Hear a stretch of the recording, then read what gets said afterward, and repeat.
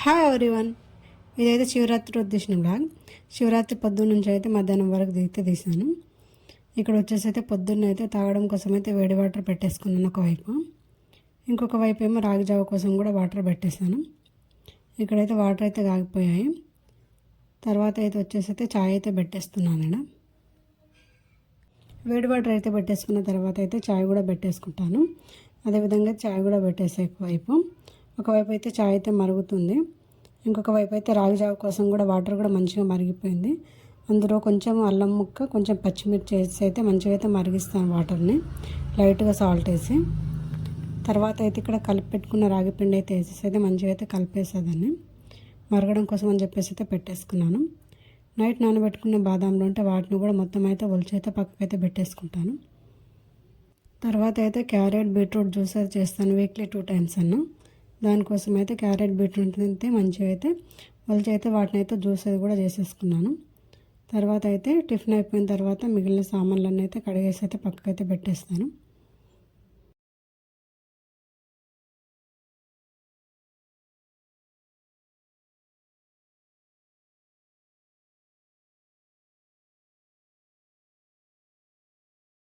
సామాన్లన్నీ కడిగిన తర్వాత అయితే పొద్దునైతే బయట అయితే తుడిచి అయితే ముగ్గు పెట్టేసుకున్నాను.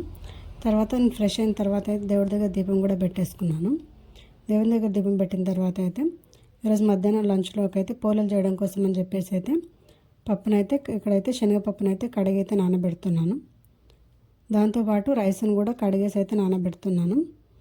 అవి నానడం కోసం అని చెప్పేసి అయితే పెట్టేసుకున్న తర్వాత కొంచెం రాగి పిండి ఉంటే వాటితో అయితే దోశలు వేస్తున్నాను. ఇక్కడ పిండితో అయితే దోశలు వేసి అయితే మా మామయ్యకి తెచ్చేసాను. తర్వాత వచ్చేసి అయితే ఇక్కడ దొండకాయ కర్రీ చేయడం కోసం అని చెప్పేసి అయితే దొండకాయలను అయితే కట్ చేసుకుంటున్నాను సన్నగా. ఇలా పప్పు బియ్యం నానేసరికి అయితే దొండకాయ కర్రీ చేయడం కోసం దొండకాయలను అయితే కట్ చేసి అయితే పెట్టేసుకుంటాను. దొండకాయలు కట్ చేయడం తర్వాత అయితే ఒకవైపు పులిహోర మసాలా కోసం అని చెప్పేసి బాండ అయితే పెట్టేసుకున్నాను. ఇంకో సైడ్ అయితే దొండకాయ ఫ్రై కోసం కూడా ఇక్కడైతే ఒక కడాయి అయితే పెట్టేసాం, రెండింటిని ఒకటేసారి చేయడం కోసము. అవి కొంచెం వేడైన తర్వాత అయితే అందులో ఆయిల్ అయితే వేసేసుకున్నాను. ఆయిల్ వేసుకున్న తర్వాత అయితే పులిహోర కోసం ఒకవైపు అయితే దొండకాయ కర్రీ కోసం ఇంకోవైపు అయితే తాలింపు అయితే వేసేసుకుంటున్నాను. ఇలా తాలింపు వేసేసుకుంటే రెండు ఒకటేసారి అయిపోతాయి. పప్పు నానే వరకు అయితే దొండకాయ కర్రీ పులిహోర రెడీ అయిపోతుంది. పులిహోర మసాలా కోసం అయితే తాలింపు కొంచెం ఫ్రై అయిన తర్వాత అయితే అందులో అయితే ముందే నానబెట్టుకున్న చింతపులుసు అయితే వేసేసుకున్నాను. అది కొంచెం మరగడం కోసం అని చెప్పేసి అయితే పెట్టేసి ఇంకొక వైపు అయితే కట్ చేసుకున్న దొండకాయలను కూడా వేసి వాటిని కూడా ఒక్కసారి కలిపేసుకొని మగ్గడం కోసం అని చెప్పేసి అయితే పెట్టేసాం. అవి రెండు అయితే మగ్గేంత లోపు అయితే ఇక్కడ పోలీలు చేయడం కోసం అయితే పిండిని అయితే కలుపుకుంటున్నాను. గోధుమ పిండితో అయితే చేసుకుంటున్నాను. దానికోసం అని చెప్పేసి గోధుమ పిండిని అయితే పొల్ల కోసం అయితే కలిపేసుకుంటున్నాను. పిండి కలిపేంత లోపు అయితే పులిహోర మసాలా అయితే తయారైంది. దాన్ని అయితే తీసి పక్కకు పెట్టి పొల్ల కోసం అయితే పప్పు అయితే మంచిగా నానింది. అందులో కొంచెం ఆయిల్ వేసి అయితే దాన్ని ఉడకడం కోసం అని చెప్పేసి అయితే పెట్టేసుకుంటున్నాను.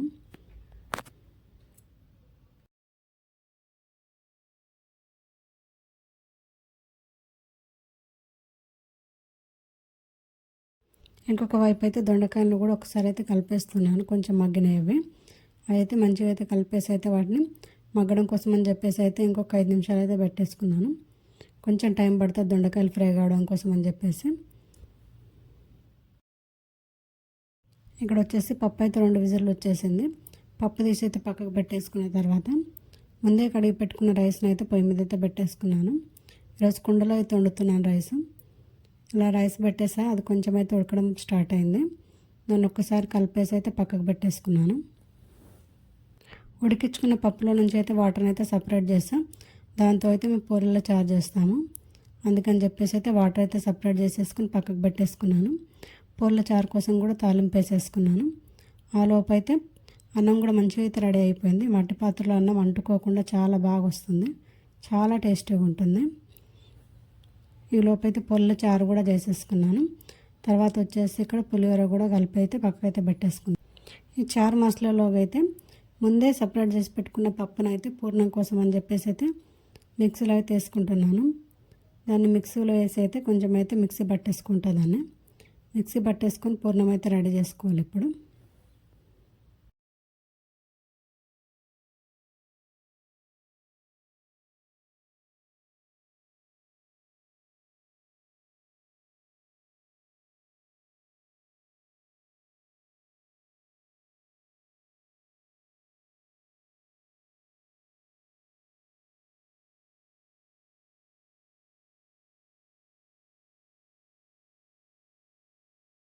ఇలా పప్పునైతే మెత్తగా అయితే రుబ్బుకున్నాను పూర్ణం కోసం అని చెప్పేసి. మెత్తగా అయితే మిక్సీ పట్టేసి ఒక దాంట్లోకి అయితే సపరేట్ చేసుకుంటున్నాను ఇక్కడ. అందులో బెల్లం వేసి అయితే మంచిగా కలిపేసి దాన్ని అయితే పూర్ణం అయితే రెడీ చేసుకున్నాను. పూర్ణం రెడీ చేసి పక్కకు పెట్టుకున్న తర్వాత అయితే ముందే కలిపి పెట్టుకున్న పిండిని అయితే మళ్ళీ ఒకసారి అయితే బాగా కలుపుతున్నాను. పిండి బాగా కలిపితే పొల్లలు బాగా వస్తాయని చెప్పేసి అయితే బాగా అయితే కలుపుతున్నాయి ఇక్కడ. అలా పిండిని అయితే బాగా కలుపుకున్న తర్వాత అయితే పొల్లలు చేయడం కోసం అని చెప్పేసి చిన్న ముద్దనైతే పిండి తీసుకున్నాను. దాన్ని చిన్న రౌండ్ బాల్లా చేసి అయితే ఇక్కడ పొల్లలు చేయడం స్టార్ట్ చేశాను. నాకైతే పెద్దగా పొల్లలు చేయడం అయితే రాదు, కానీ సెకండ్ టైం థర్డ్ టైం చేయడము. అందుకని చెప్పేసి అయితే స్లోగా అయితే చేస్తున్నాను. చేస్తూ పోతుంటేనే వస్తాయని చెప్పేసి అయితే స్లోగా నేర్చుకుందామని చెప్పేసి అయితే కొంచెం పిండితో అయితే పొల్లలు చేయడం అయితే స్టార్ట్ చేసుకున్నాను ఇక్కడ. ఫస్ట్ ఒక పిండి ముద్దను తీసుకొని అందులో అయితే పూర్ణం అయితే పెట్టేసుకున్నాను. పెట్టేసుకొని మొత్తం అయితే పిండితో అయితే కవర్ చేసుకున్నాను. కవర్ చేసుకున్న తర్వాత అయితే ఒక క్లాత్ పైన అయితే చేయడం అయితే స్టార్ట్ చేస్తాం. ఇలా చేస్తే సింపుల్గా అయిపోతాయి అని చెప్పేసి ఇలా అయితే మొత్తం పొల్లలను అయితే చేసుకున్నాను మొత్తము. చపాతీ కర్రతో అయితే పొల్లలను అయితే చాలా పలసగా చేసుకున్నాను నేను ఇక్కడ. చేసుకున్న తర్వాత అయితే మంచిగా వేడి అయిన పెనం పైన అయితే వేసుకున్నాను. ఇక్కడైతే దోశ పెంక పైన అయితే చేస్తున్నాను. ఇంటి దగ్గర ఉంటే అయితే పొల్ల పెంకలు అయితే సపరేట్గా ఉంటాయి. ఇక్కడ లేదు కాబట్టి ఇక్కడ దోశ పెంక పైన అయితే చేస్తాను. చాలా బాగా వచ్చాయి. సెకండ్ టైం థర్డ్ టైం చేసినా కూడా పొల్లు అయితే చాలా బాగా టేస్టీగా అయితే వచ్చాయి. పొంగుతో కూడా వచ్చాయి. ఇది ఫస్ట్ది. తర్వాత అన్నీ అదే విధంగా అయితే చేస్తాను ఈరోజు నేను. చాలా హ్యాపీగా అనిపించింది. సెకండ్ టైం థర్డ్ టైం చేసినా కూడా ఒక్కటి కూడా ఇరిగిపోకుండా చాలా మంచిగా వచ్చాయి. ఇలా రెండు వైపులో తింపుతో అయితే కాల్చుకున్నాను. ఫైనల్గా మొత్తం పొల్లన్నీ కూడా చేసేసుకున్నాను ఈరోజు. చేసుకున్న తర్వాత దేవుడికి నైవేద్యం కూడా పెట్టేసుకున్నాను.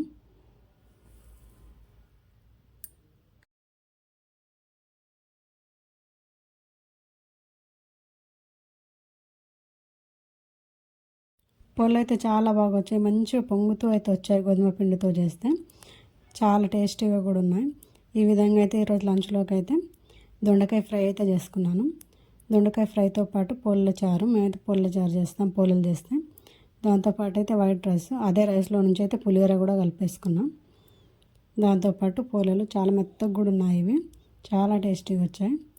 ఇవన్నీ అయిన తర్వాత అయితే ఈరోజు అయితే సామాన్లను కూడా వంట అయిపోయిన తర్వాత మిగిలిన సామాన్లను కూడా కడిగేసుకున్నాం అప్పుడే. వీడియో నచ్చితే like and subscribe. Thank you for watching. శివరాత్రికి మీరేం చేసుకున్నారో కూడా కామెంట్ చేయండి. Thank you for watching.